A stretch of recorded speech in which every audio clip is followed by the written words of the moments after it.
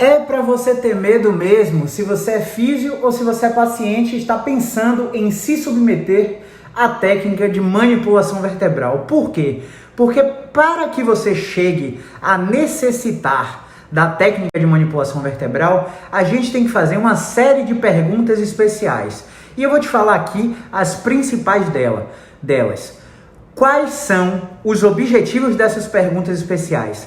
Descartar uma doença arterial vértebro-cervical, uma insuficiência vértebro-basilar. A gente tem algumas artérias aqui na cervical alta que vão para o cérebro, se ramificam em artérias cerebrais anteriores, médias e posteriores e inervam o nosso córtex, o nosso órgão principal que planeja todas as nossas sensações e todas as nossas atitudes, beleza? Então a gente precisa estar ligado nessas perguntas. Afinal, Caio, quais são essas perguntas? Vou te dizer agora. Então grava aí comigo, 5 letras D. D de tontura, D de visão dupla, D de dificuldade de engolir, D de dificuldade de falar e D de desmaios. Ah, Caio, D de tontura porque é do inglês, né? Dizziness, que significa tontura. Então anota esses 5 Ds. Agora anota os 3 Ns de navio, que é náusea, ânsia de vômito junto com a dor, dormência na face ou língua, numbness, ou nistagmo, se seus olhos começaram a mexer involuntariamente do nada. Você está ali quietinho e o olho começa a mexer. Lembra que o paciente sempre confunde esse sinal com a pálpebra tremer de nervoso. E a gente não está falando da pálpebra. A gente está falando de um movimento involuntário dos olhos. Beleza? Lembra de um A de ataxia, tremores nas mãos junto com a dor. Nem sei fazer o tremor na mão. Maravilha! Seu paciente não apresentou nenhum desses 9 sinais, você já fica um pouco mais relaxado. O paciente tem história de trauma ou de fratura de coluna, todos os movimentos em múltiplas direções agravam a dor dele, ele é incapaz de realizar o exame físico? Se não, você também já fica muito mais tranquilo. Agora, de uma forma objetiva, quando, Caio, que eu vou chegar a manipular um paciente, se é que ele vai precisar da manipulação? Eu tenho uma regra de movimentação para seguir. Essa regra de movimentação parte do princípio de que o paciente precisa ser capaz de realizar um movimento ativo em múltiplas direções. Depois o paciente precisa ser capaz de realizar um movimento ativo com overpressure, com a pressão dele mesmo, a pressão adicional dele mesmo. Depois o paciente deve tolerar o movimento ativo com a pressão do terapeuta. O terapeuta adicionando pressão. Depois da pressão do terapeuta, o paciente deve ser capaz de tolerar a mobilização, isto é, o paciente passivamente relaxado, tolerar a ação do terapeuta em levar a articulação até a amplitude final. Só depois dessas 4 etapas, caso o paciente continue sem melhora, aí sim nós vamos lançar mão da manipulação vertebral, sempre negociando, porque existem pacientes que têm experiências negativas não assimiladas de quiropraxistas, de osteopatas, de fisioterapeutas que fizeram manipulação vertebral e pioraram esse paciente. Então a gente tem etapas e perguntas especiais para seguir, para fazer, para chegar até a manipulação vertebral. De antemão eu já falo para vocês que aqui no consultório, de cada 10 pacientes que eu atendo, 3 recebem manipulação. Então, é muito pequena a porcentagem dos pacientes que realmente chegam.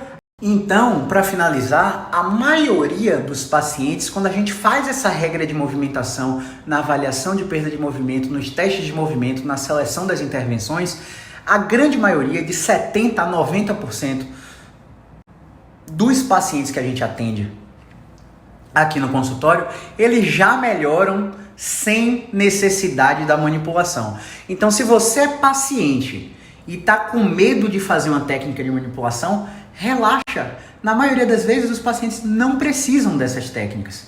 E outra, a gente tem estratégias de movimento específicas usando a gravidade contra, a favor ou neutra que vão automanipular suas estruturas sem eu sequer tocar em vocês. E se você é fisioterapeuta e está com medo de fazer uma manipulação porque chegou um paciente que você estratificou e testou tudo e você não está conseguindo manipular, também respira. Não é força, não é tamanho, é jeito, é técnica. As principais dúvidas das alunas, mulheres e baixinhas, é isso. Você, Caio, eu não tenho força para manipular. É jeito. Você assiste ao vídeo que eu passo no nosso curso online, vê eu fazendo no curso presencial, eu te dou os parâmetros e você repete, pratica, testa, faz de novo, treina em gato, cachorro, periquito, papagaio, brincadeira, viu? Só veterinário pode fazer em animais. Treina em todo mundo.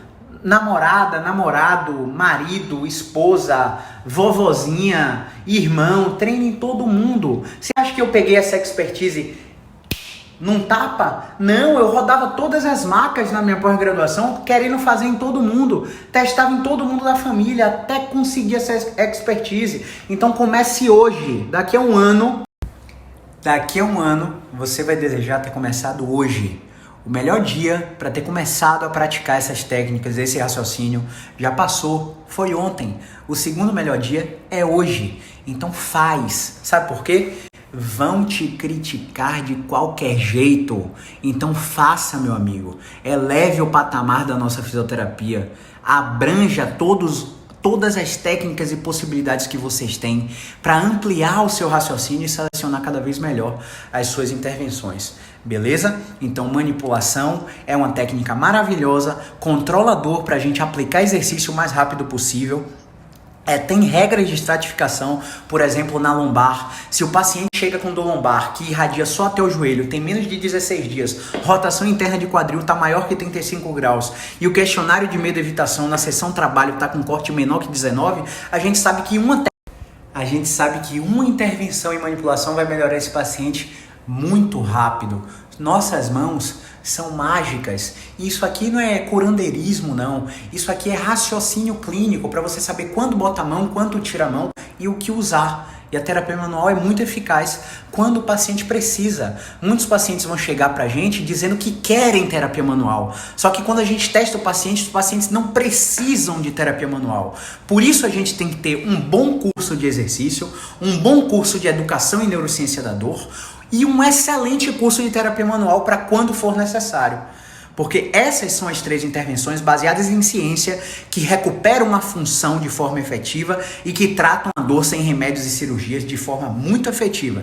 Eu espero que essas ideias tenham sido internalizadas por vocês para que vocês construam um raciocínio clínico cada vez melhor. Grande abraço.